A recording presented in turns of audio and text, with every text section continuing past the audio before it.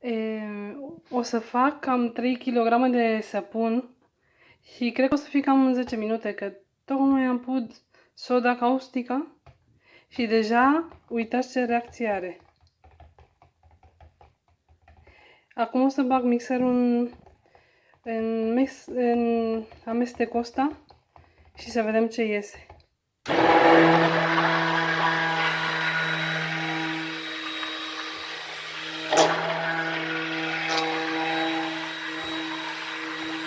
Asta este un săpun de curățenie, să zic așa.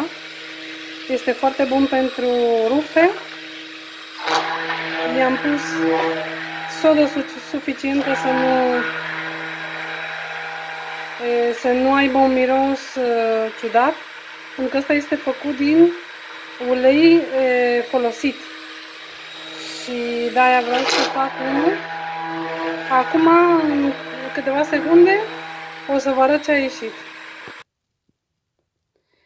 Deja s-a făcut. Cred că a durat 3 minute. Nu știu de ce a avut o reacție atât de rapidă.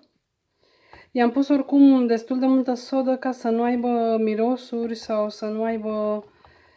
Culoarea este un pic ciudată, dar cred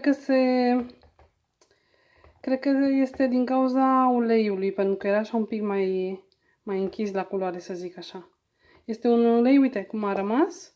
Când este în punctul ăsta, ca și cum ar fi o maioneză, este deja făcut. Și acum o să-l pun în formele pe care le-am pregătite și să vedem ce iese. Ai 5 minute? Poți să-ți faci propriul săpun de casă. Și asta înseamnă să nu cumperi în supermarketuri detergenți.